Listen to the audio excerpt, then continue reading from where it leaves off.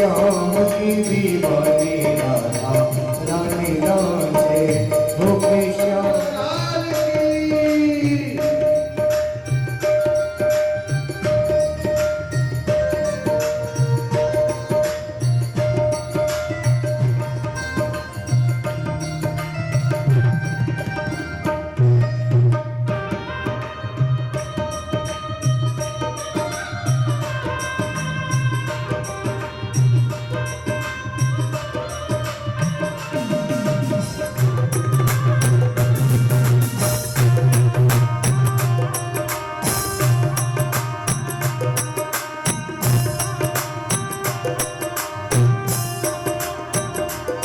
कन्हैया मेरो बांसुरी बजावे, यमुना किनारे देखो रास रचावे, वो तो रास रचावे। हो यमुना किनारे देखो रास रचावे, वो तो रास रचावे। पगड़ी राधे जी की भैया देखो घूमर घाले, हाँ हाँ घूमर घाले। उठाइए दोनों हाथ, उठाइए, दिखाइए भागवत जी के लिए, दिखाइए दोनों हाथ, कन्हैया जी के लिए दिखाइए दोनों हाथ। और आइए ओ होकर श्याम की दीवानी राधा रानी नाचे, होकर श्याम की दीवानी राधा रानी नाचे, की दीवानी राधा रानी नाचे। हरि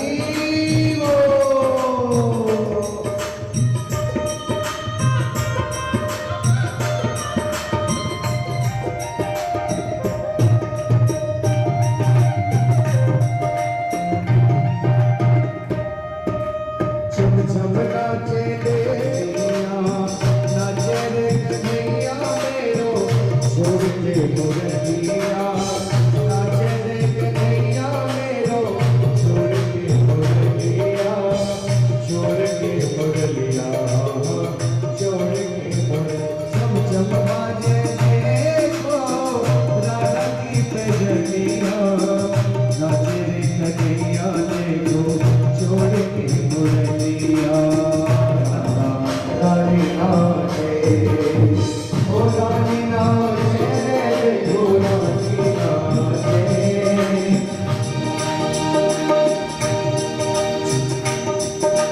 चम चम बाजे देखो राधा की पैजनिया, चम चम नाचे रे राधे संग मेरे नामो, मेरे श्याम से लड़ावे, नाचे सागे सागे, होके श्याम की दीवानी राधा रानी नाचे, होके श्याम की दीवानी राधा रानी नाचे, होके श्याम की दीवानी राधा रानी।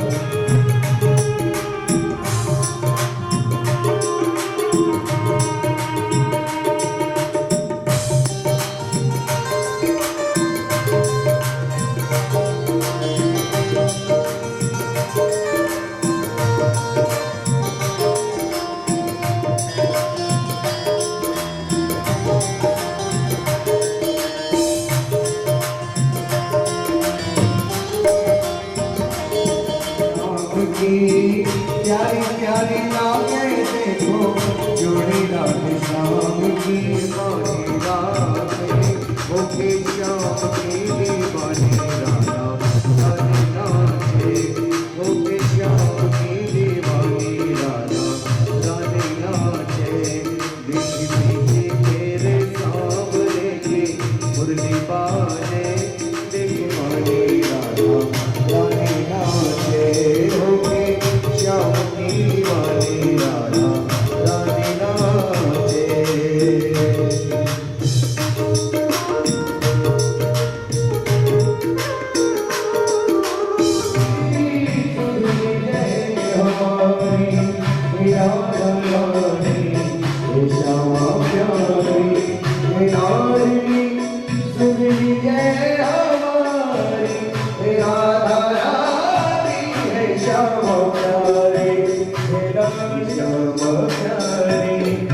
हाथ उठा करके अपने भाव भगवान की, बोलिए भागवत भगवान की। मेरा सुधी जय हमारी, मेरा हरारी श्यामा प्यारी, मेरा सुधी बरसाने वाली, कृपा की धरती करो नमो में, मेरा हरारी श्यामा प्यारी, दया की धरती कीजिए नमो पे, मेरा हरारी श्यामा प्यारी।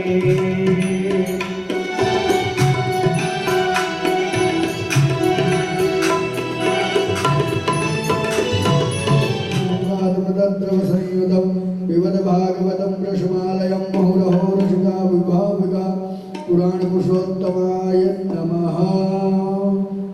ओम यं प्रव्रजन्तमनुवेदमवेदकृत्यं द्वैपायनो विरहकातरयाजुवाव पुत्रेति तन्मयतया नरभो विनीतुस्तं सर्वभूतहृदयं मुनिमानतोऽस्मि। श्री पुराण पुरुषोत्तमाय नमः। श्री सुखदेवाय नमः। ध्यानं समर्पयामि। सर्वोच्चारार्थे शुद्धाक्षत ओम द्वान्द्रवा अगणस्वामिन्द्र स्वामी हृदे त्वामोखरे सोमो राजा व्याहृतानि पुष्पाणि पूजार्थं प्रतिगृह्यताम् पुष्पं पुष्पाल्यं समर्पयामि। सिद्धमन्मदावत् वन्दे महापुरुषते चरणारविन्द करुण नमस्कारान् समर्पयामि।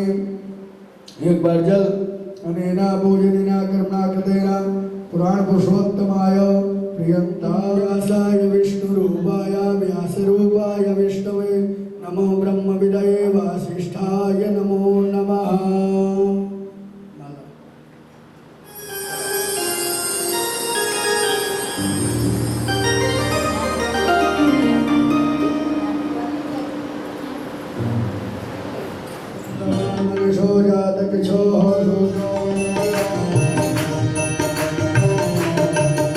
श्री भागवत भगवान की है आरती, पापियों को पाप से तारती। भागवत भगवान की है आरती, पापियों को पाप से तारती। यह अमर ग्रंथ ये मुक्ति पंथ ये पंचम वेद निराला, नव ज्योति जगाने वाला,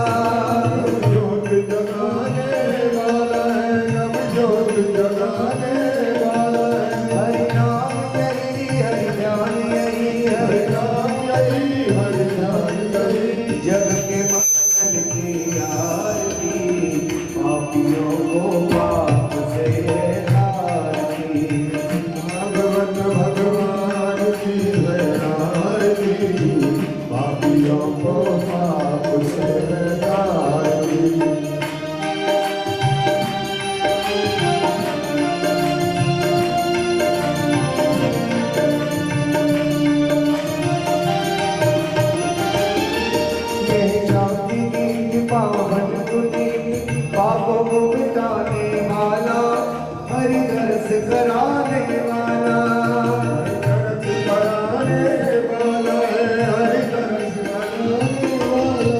ये सुख करनी ये दुख हरनी, ये सुख करनी ये दुख हरनी, सुख करनी ये दुख हरनी, ये सुख करनी ये दुख हरनी। श्रीमद्सूदन की आरती, पापियों को पाप से तारती।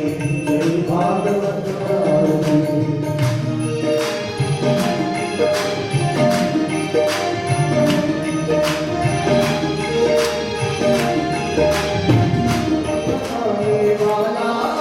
बिगड़ी को बनाने वाला,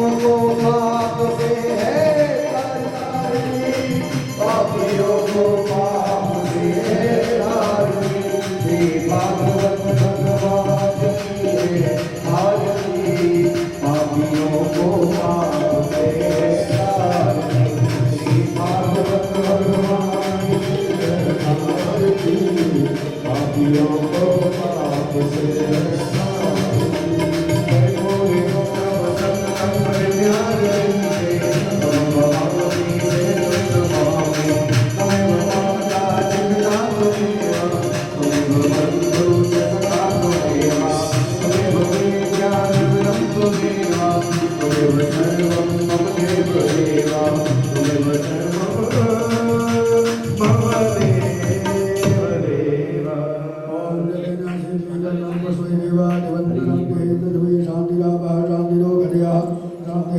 शांतिरेव शांति सामा शांतिरेव। सभी लोगों को आरती दे देंगे। राधारानी की जय।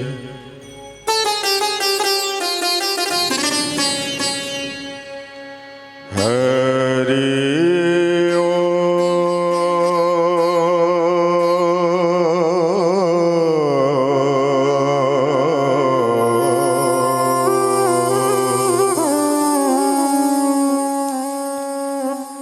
गजाननो भूतगणाधसेवितं कपि उमाशुतं शोकविनाशकारिकं तन शुक्ल अम्बरशो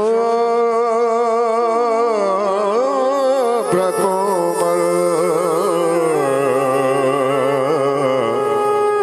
कर्णवीणाधारिणी सेवत सुलभ तेरे दागाश दुरंत मोहन कंदनी मम कंठ करो निवास देवी सदैव हृदयानंदनी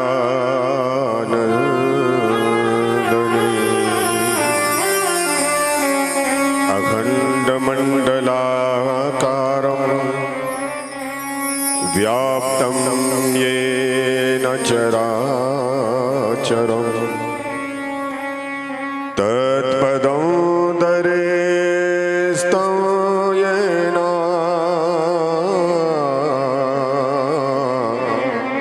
तस्मै श्री गुरवे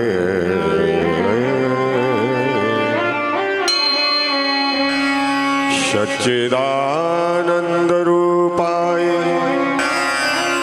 विश्वोत्पत्त्यादिहेतवे तापत्रये विनाशाय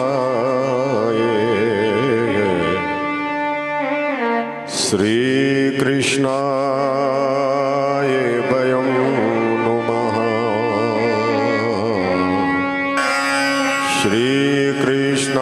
श्रीकृष्णाय वयं नमः। श्रीकृष्णाय वयं नमः।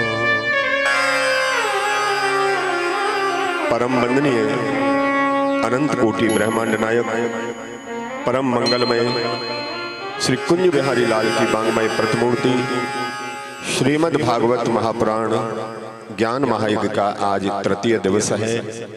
आइए कथा में प्रवेश करते हैं।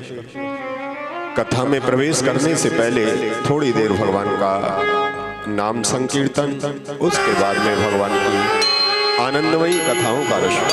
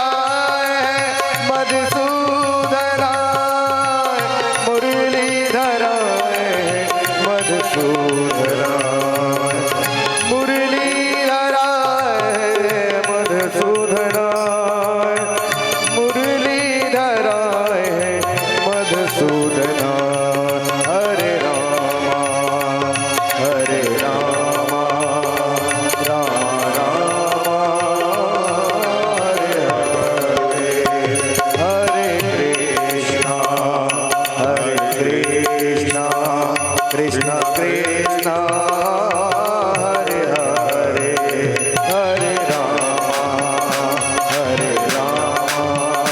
राम राम हरे हरे। तालियों की सेवा करते हुए हरे राम राम हरे हरे हरे राम राम राम हरे हरे हरे कृष्ण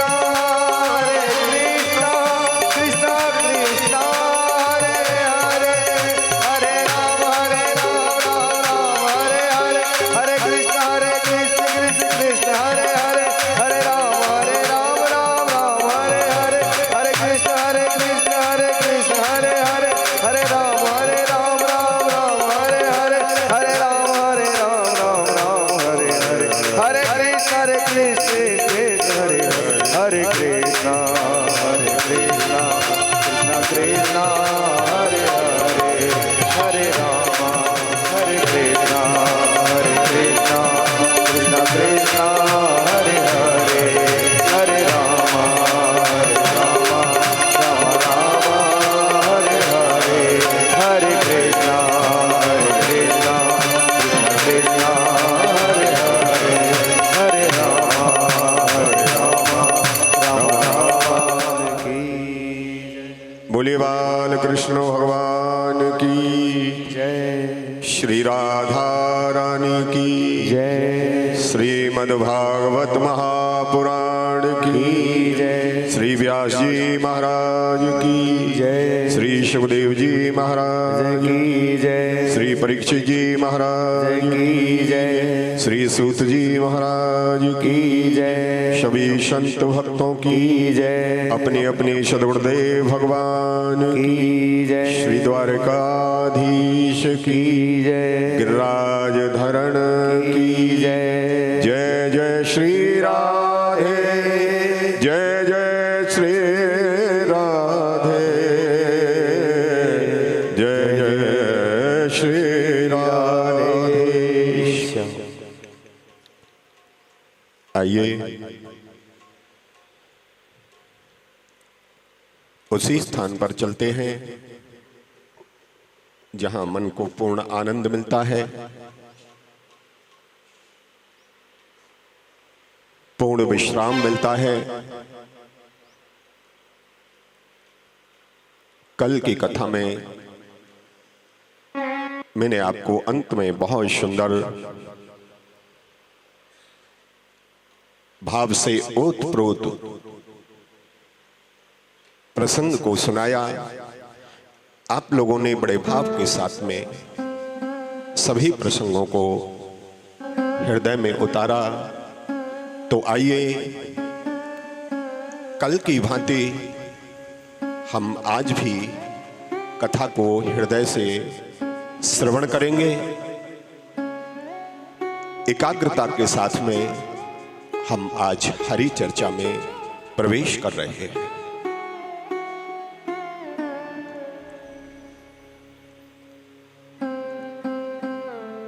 आज श्री सूत जी महाराज नैमिषारण्य में सौनकादिक 88,000 ऋषियों को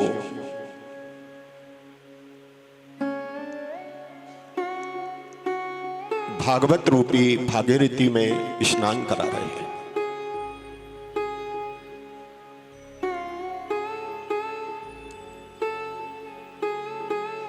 श्री सूत जी महाराज कहते हैं, भगवान के अनन्य भक्त एक अमलात्मा तपस्वी संत भगवान की प्रतीक्षा कर रहा है कि कब मेरे गोविंद आए और कब मुझे दर्शन दें और मैं अपनी जीवन की यात्रा को पूर्ण कर सकूं। जोर से बोलो राधे राधे। क्योंकि कथा में सुस्ती नहीं, बड़े आनंद के खुश होकर के एक बात कहूं, कई लोग मन में विचार करते हैं कि कथा से हमें क्या मिल रहा है, लेकिन कथा में जो मिल रहा है वो कहीं नहीं मिलता है। बोले सबसे पहले तो हमारे चेहरे पर मुस्कुराहट मिल रही है जो घर में नहीं मिलती है। जोर से बोलो राधे राधे।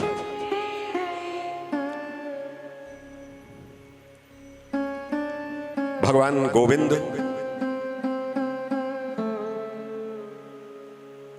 पांचों पांडव और द्रौपदी को इशारा करते हैं कि मेरी प्रतीक्षा बहुत दिनों से एक संत कर रहे हैं गंगा के तट पर। नाम है भीष्म पिता। भीष्म पिता में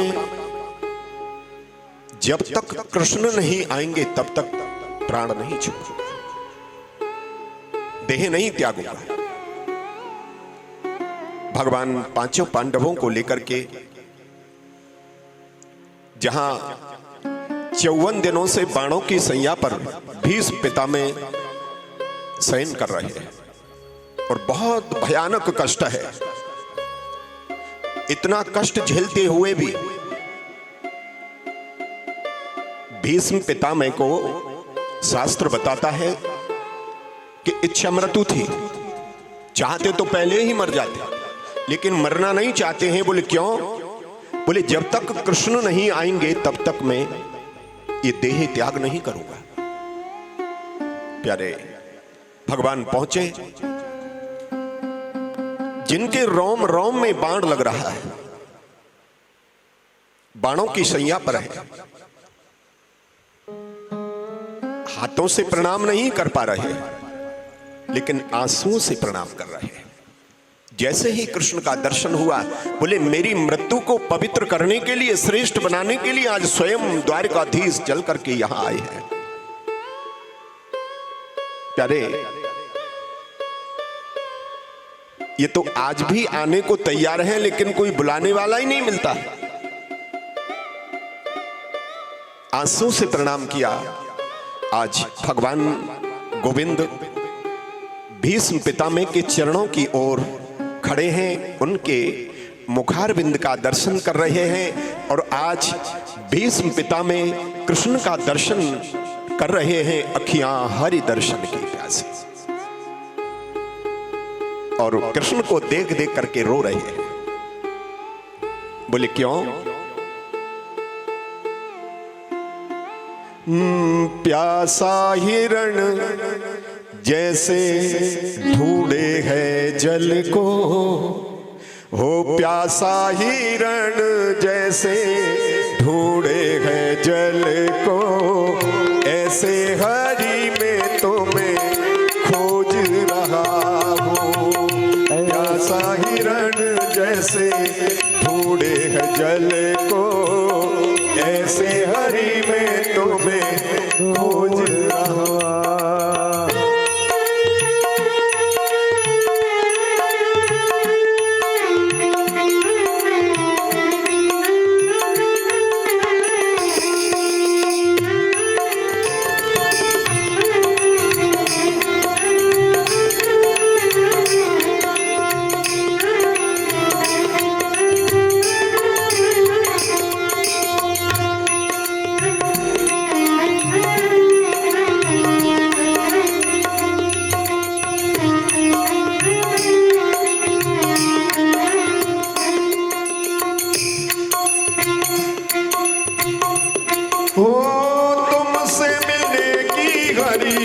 अंतिम अभिलाषा, तुमसे मिलने की हरि अंतिम अभिलाषा, आओ हरि दिल की अंतिम आशा, आओ हरि दिल की है अंतिम आशा।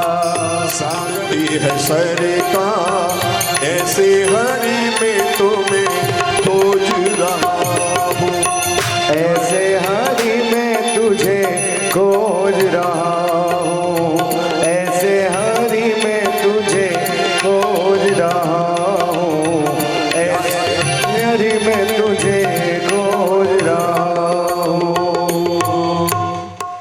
हरि, मैं तुम्हें इसी जन्म में नहीं जन्म जन्मांतर से खोज रहा हूं,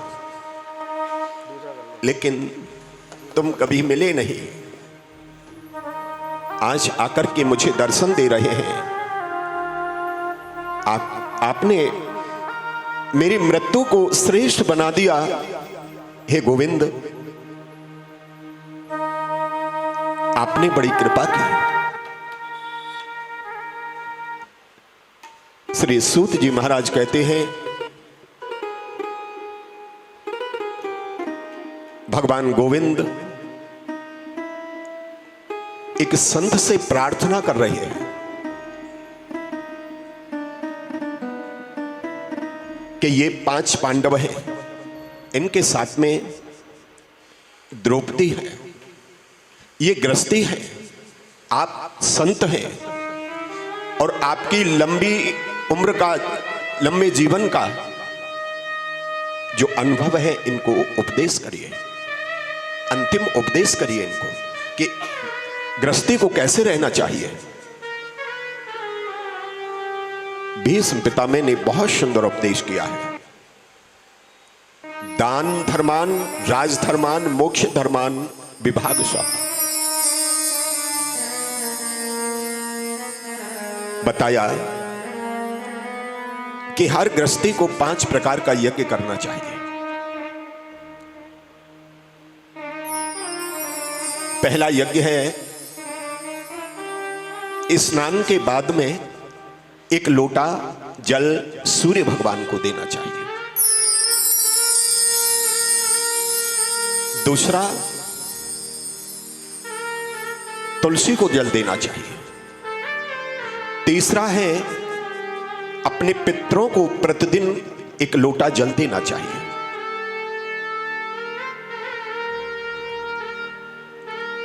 कई लोग विचार करते हैं कि सूर्य को जल देने से, तुलसी को जल देने से, पितरों को जल देने से क्या होता है। श्रीमद् भागवत का बहुत सुंदर उपदेश है। बोले, हम जैसे स्नान करते हैं, स्नान कब करते हैं? प्रातः। और अगर हमारे सूर्य नारायण रूठ जाएं, प्रातः नहीं होने दें, तो कहां से जल देंगे? ये सूर्य कौन है? सूर्य कोई सामान्य प्रकाश करने वाली कोई वस्तु नहीं, ये तो साक्षात नारायण है। ये नारायण का ही स्वरूप है जो हमको प्रातः भोर देता है, सवेरा देता है, हमको रात्रि विश्राम देता है। प्यारे, जो 1 लोटा जल सूर्य भगवान को देते हैं, उनके शरीर में कोई रोग नहीं आता है, स्वस्थ रहते हैं, संपन्न रहते हैं। दूसरे, तुलसी को जल देना चाहिए। बोले, तुलसी को जल क्यों देना चाहिए? ध्यान देना, तुलसी को जल इसलिए देना चाहिए, जिनके घरों में तुलसी के 1 नहीं 2, 4, 5, 10 पौधे होते हैं, उनका घर नहीं होता है। उसको मैं घर नहीं कहता। जिनके यहां तुलसी का बगीचा होता है, वो घर नहीं होता है। बोले क्यों? वृंदा माने तुलसी और तुलसी माने वृंदा। तुलसी का दूसरा नाम है वृंदा।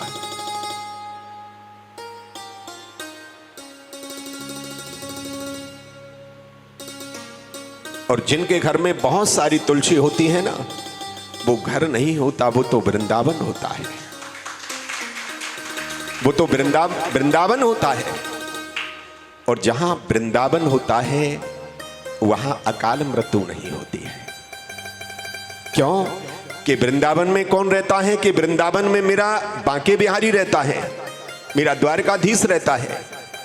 और जिनके यहां बहुत सारे तुलसियों के पेड़ होते हैं, वो वृंदावन होता है, वृंदावन में मेरा गोविंद होता है, और जहां गोविंद होता है वहां कोई टेंशन नहीं रहता है। ध्यान देना, हर घर में तुलसी होनी चाहिए। तीसरे है पितरों को जल। पितरों को जल इसलिए देना चाहिए कि अगर पितर ना होते, ना तुम होते, ना मैं होता है। पितरों की कृपा से ये देह मिली है।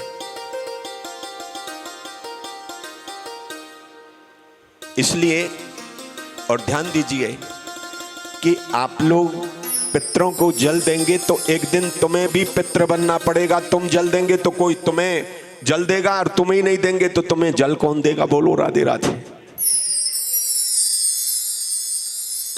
चौथा है अतिथि सत्कार। अतिथि सत्कार कहते हैं कि कोई अचानक घर पे आ जाए, जिसके आने की कोई उम्मीद ना हो, कोई तारीख ना हो, कोई तिथि ना हो, अचानक कोई आ जाए, उसको अतिथि कहते हैं। तो हमारे सनातन संस्कृति का सबसे प्रथम सूत्र है कि अतिथि देवो भव। अतिथियों का सत्कार, जिन घरों में अतिथियों का सत्कार होता है वहां सर्वत्र देवता उनके घर में निवास करते हैं। वहां लक्ष्मी नारायण की कोई कमी नहीं रहती है। वहां तो संपन्न बना रहता है वो घर जहां अतिथियों का सत्कार होता है। ध्यान रखिए कि अतिथि सत्कार आवत हर्षायो नहीं, नैनन नहीं स्नेह, और तुलसी जहां न जाइए जहां कंचन वर्षय में। एक बात कहूं, ऐसे घरों में कभी नहीं जाना चाहिए जो अतिथि को देख करके दरवाजा बंद कर ले। बोलो राधे राधे। जो अतिथि को देख करके मुंह टेढ़ा कर ले। बोले जिन घरों में बार बार जाना चाहिए जहां अतिथियों का सत्कार होता है। बोले अतिथि कई रूप में आते हैं। जैसे कोई आज नहीं आया, अपनी छत पर पंछियों को दाना डालो, कीड़ियों को आटा डालो, पंछियों को जल की व्यवस्था रखिए, और अनेक प्रकार से गाय को रोटी खिलाइए, कुत्ते को रोटी खिलाइए। अनेक प्रकार से आप अतिथि सत्कार कर सकते हैं।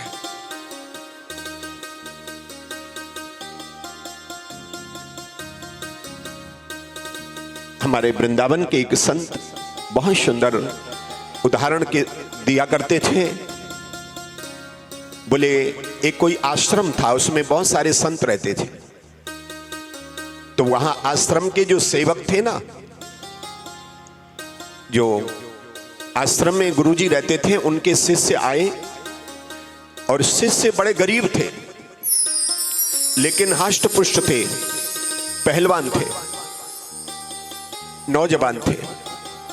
उन्होंने गुरुजी के चरणों में बैठ करके उदास मुद्रा में कहा, गुरुजी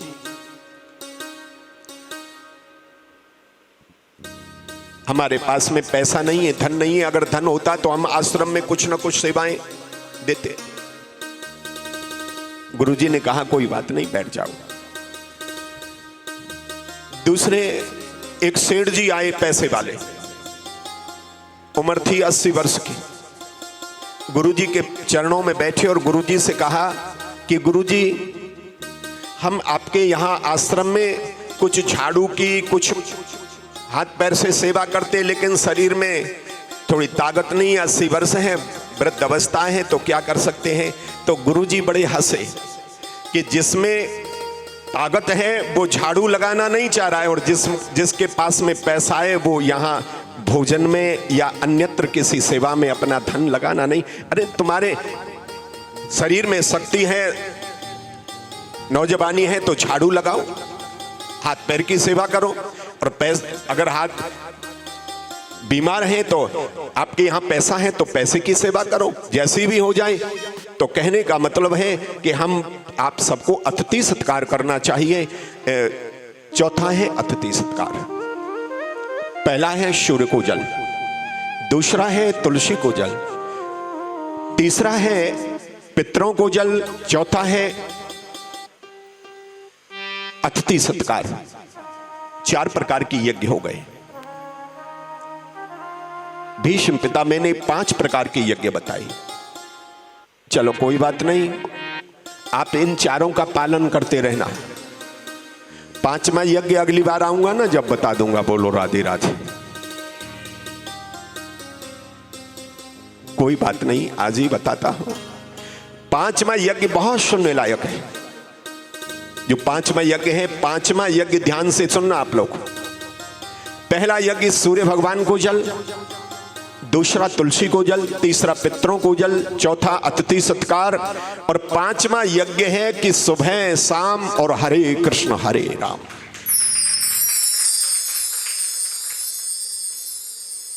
समय निकालो, 10 मिनट, 20 मिनट, आधे घंटे, 1 घंटे सुबह और शाम, और हरे कृष्ण हरे राम। जो गुरुजी ने मंत्र दिया है ना, उसका निरंतर सुबह शाम नियम बांध लो। चाहे 1000 काम छूट जाएं, लेकिन भगवान का नाम ना छूटे।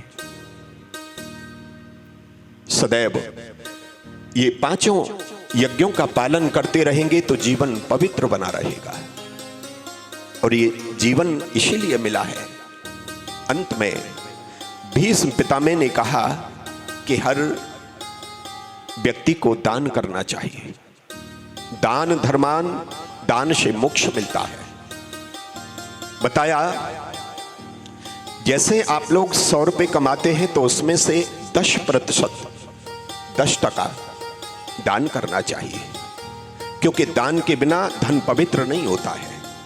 जैसे एक कुआं है, कुआं में से जल निकालते रहेंगे तो पानी पवित्र बना रहेगा। अगर कुएं में से पानी नहीं निकालेंगे तो वो उसमें दूषित हो जाएगा।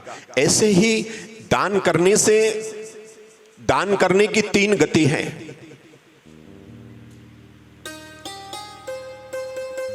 भोग, अपने यहां संसार में, गृहस्थ में जो उपभोग की वस्तु हैं, आपके पास में धन है तो अच्छा खाओ, अच्छा पहनो और अच्छा खिलाओ और सबका ख्याल रखो, उसका प्रयोग करो। दूसरे, धन के 3 रास्ते हैं, भोग, दान और नाश। आपके उपयोग में से पैसा बचे उसको दान करो। अगर दान नहीं करेंगे तो तीसरा रास्ता है नाश, क्योंकि तीसरा जो रास्ता है वो पैसा होगा, ज्यादा माया में फंसेंगे। न कथा में माया आने देगी, न कीर्तन में जाने देगी, न किसी तीर्थ में जाने देगी। तो वो आप माया में लिप्त रहेंगे। और ध्यान रखिए, जो लोग दान नहीं करते हैं ना, उनके धन का जो रास्ता है, हॉस्पिटल, कोर्ट कचहरी और अनेक अवगुण उस परिवार में हो जाते हैं जहां धन का प्रयोग नहीं करते हैं। सबको दान करना चाहिए। अब विचार करिए कि आप लोग दान नहीं करते तो ये आनंद, जिस आनंद में आप बैठे हैं, ये आनंद मिल जाता है? नहीं मिलता है। ये दान की ही कृपा है। बताया कि सतयुग में दान के धन यानी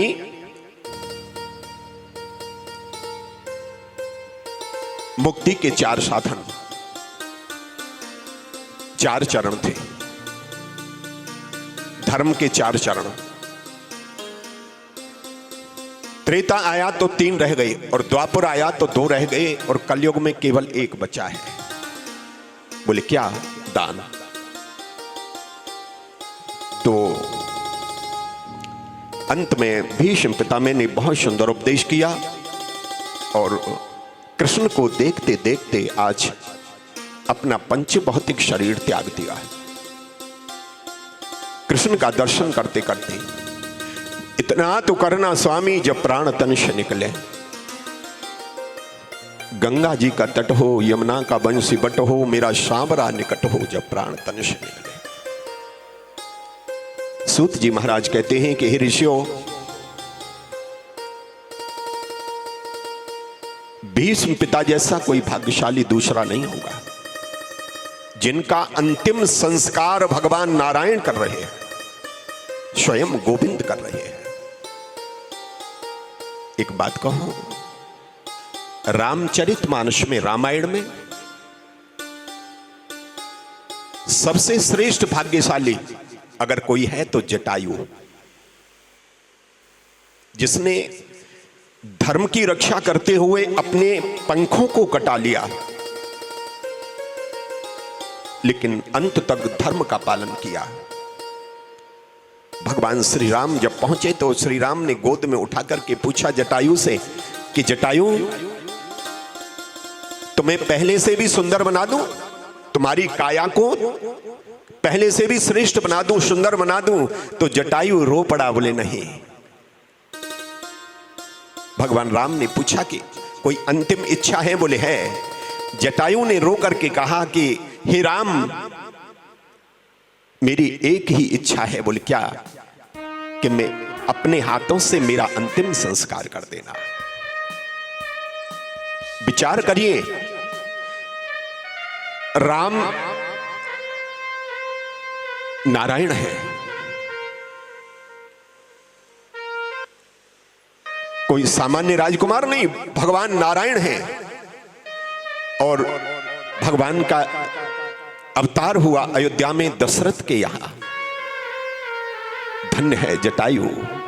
जटायु जब अपने प्राण त्याग रहा है तो राम की तरफ देख रहा है कि राम, तुम जैसा दयालु जगत में दूसरा कोई नहीं है। बोले मुझ जटायु को ध्यान आने लगा कि जब 14 वर्ष का वनवास हुआ तो अपने पिता को, अपनी मां को त्याग करके राम जा रहे हैं, मुड़ करके नहीं देख रहे हैं, और राम के वियोग में उन्हीं के पिता शरीर त्याग रहे हैं, और जो संस्कार, अंतिम संस्कार का सौभाग्य दशरथ जी को नहीं मिला, आज मुझे मिल रहा है। जटायु प्राण छोड़ते छोड़ते विचार कर रहा है कि जो सौभाग्य दशरथ जी को नहीं मिला, जो राम के पिता हैं, आज वो सौभाग्य मुझे प्राप्त हो रहा है।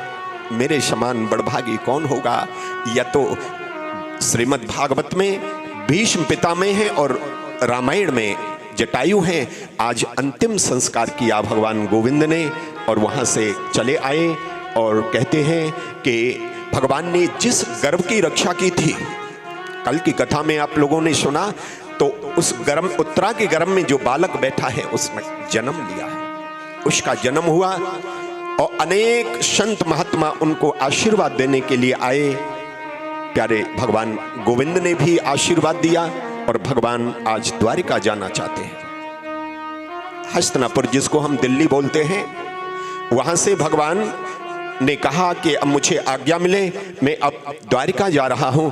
तो साथ में कुंती ने अकेला नहीं भेजा कृष्ण को। बोले कृष्ण, आपको अकेले नहीं भेजूंगी, कृष्ण तुम, अर्जुन इन कृष्ण के साथ में जाओ। अर्जुन भी साथ में आए, और जैसे द्वारिका में आए, 2-4 दिन ठहरे, और भगवान अपनी लीला को समाप्त करके अर्जुन के देखते देखते भगवान अपनी लीला को समाप्त करके चले गए। हमारे भागवत में तो ऐसा प्रमाण आता है कि भगवान जब यहां से गए, सर्वत्र देवताओं ने आकाश में अपने अपने विमानों पर बैठ करके देखा कि भगवान अपना ये देह त्याग करेंगे, शरीर छोड़ेंगे, तो इनमें से जो ज्योति निकलेगी वो कहां जाएगी। देवताओं ने देखा तो भगवान ने जैसे शरीर को त्यागा तो एक ज्योति निकली, उस ज्योति में से 3 भाग हो गए। एक ज्योति भगवान के परम धाम वैकुंठ में गई, दूसरी ज्योति श्रीधाम वृंदावन में गई, और तीसरी ज्योति श्रीमद् भागवत में प्रतिष्ठित हो गई। ये भागवत साक्षात कृष्ण का वांगमय स्वरूप है। प्यारे भगवान यहां से चले गए, और जैसे लोभी का धन चोरी हो जाता है, ऐसे आज अर्जुन का परम धन कृष्ण है, वो चला गया। अर्जुन लौट करके आए, आकर के देखा तो घर के आंगन में, और उनके 4 भाई द्रौपदी, बूढ़ी मां कुंती बैठी हैं। तो अर्जुन जैसे ही पहुंचा जोर से रोने लगा, जोर से रोने लगा। कुंती खड़ी हुई और खड़ी होकर के अर्जुन को अपने अंक में भर लिया। पूछा कि क्यों रोता है, इतना गला रुक रहा है, बोला नहीं जा रहा है, कंठ अवरुद्ध हो रहा है, आंखों से आंसू हैं, शरीर पुलकित हो रहा है। तो आज माँ तो माँ होती है, कुंती ने अपनी साड़ी के पल्लू से आंसू पहुंच रही है, बेटा क्यों रोता है। और चेहरे की तरफ देखा तो आज अर्जुन के चेहरे से तेज चला गया, जो प्रसन्नता थी वो चली गई। पूछा कि तू क्यों रो रहा है और तेरे चेहरे का तेज कहां चला गया, तूने कोई पाप तो नहीं कर दिया है। आज कुछ देर के बाद में अर्जुन का कंठ, ये गला कंठ जब बोलने लायक हुआ तो कहा कि मां, हमारा प्राण वल्लभ कृष्ण हमें छोड़ करके चला गया, कृष्ण हमें छोड़ करके चला गया। जैसे ही मां कुंती ने सुना कि कृष्ण हमें छोड़ करके चला गया, तो जैसे राम राम कहे राम कहे, राम राम कहे राव, तन पर हर रघुवर विरह राव गए सुरधाम। जैसे राम राम कहते दशरथ जी ने अपने पंच भौतिक शरीर को त्याग दिया, उसी तरह कुंती ने कृष्ण कृष्ण कहते कहते अपने पंच भौतिक शरीर को त्याग दिया। क्यों कि कृष्ण नहीं तो इस देह को क्या रखना है, कृष्ण के बिना ये शरीर सूना है। प्यारे, जैसे जंगल में कोई झाड़ खड़ा है, वृक्ष खड़ा है और उस पर पत्ते फूल फल नहीं हो तो वो किस काम का है। ऐसे ही कृष्ण के बिना, कृष्ण की भक्ति के बिना, कृष्ण की कथा के बिना ये शरीर बेकार है, ये जीवन बेकार है। कुंती वहीं सो गई और गहरी नींद में सो गई। कृष्ण भी चले गए और कुंती भी चली गई। 5 पांडवों ने देखा तो 5 पांडव फूट फूट करके रोने लगे कि जिन माता की कृपा से, जिस माँ की कृपा से हमें पूरा जीवन कृष्ण का सानिध्य प्राप्त हुआ, आज वो माँ हमें छोड़ करके चली गई। हमारा प्राण वल्लभ कृष्ण भी हमें छोड़ करके चला गया। अब हमारा इस दुनिया में कौन है? ध्यान रखिए, अनुभव करना, ये अनुभव की बात बता रहा हूं आपको।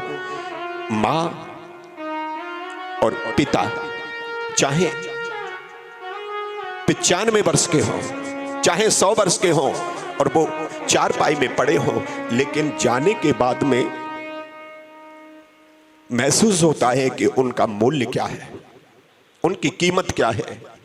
जो हमारे से बड़े हैं वो हमें छोड़ करके चले जाते हैं, जाने के बाद में उनकी कीमत, उनका मूल्य हमें महसूस होता है कि वो क्या थे हमारे लिए।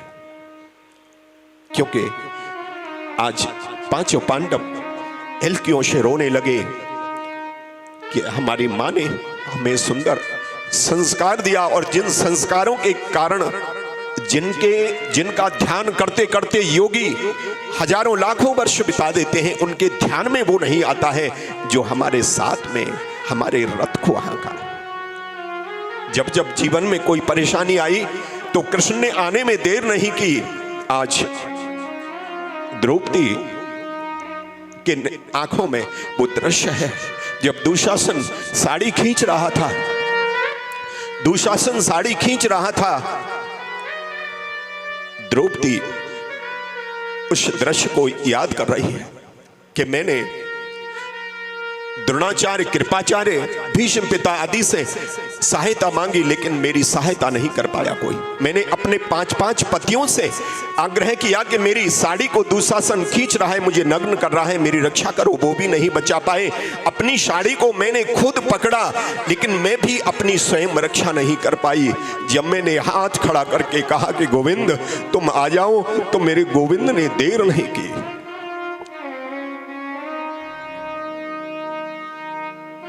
वो गोविंद हमें छोड़ करके चला गया। आज 5 पांडव मां को देख देख करके रोते हैं कि कृष्ण को मिलाने का श्रेष्ठ संस्कार हमारी मां का था। योगदान, सबसे श्रेष्ठ योगदान मां का था। मां भी चली गई और गोविंद भी चले गए।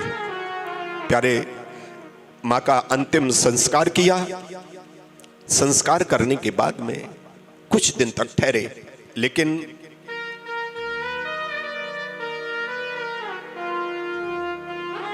निर्णय कर लिया कि अब हम भी इस दुनिया में नहीं रहेंगे, क्योंकि कृष्ण की भक्ति के बिना जैसे मछली जल के बिना नहीं रह सकती है, यह सिद्धांत है। इस सिद्धांत को कोई काट नहीं सकता है।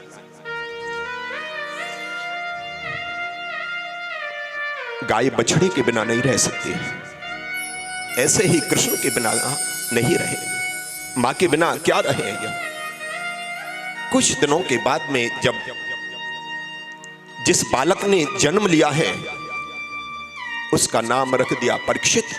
परीक्षित अभी छोटा ही है, और छोटे परीक्षित को राज सिंहासन पर बिठाया और युधिष्ठिर जी महाराज ने अपने हाथ से तिलक किया कि परीक्षित,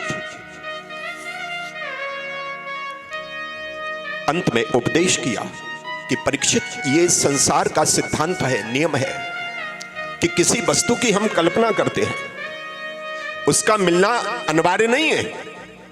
किसी वस्तु की हम कल्पना करते हैं, वो मिल जाए कोई जरूरी नहीं है, लेकिन मिलने के बाद में उसका वियोग होना, उसका बिछुड़ना अनिवार्य है।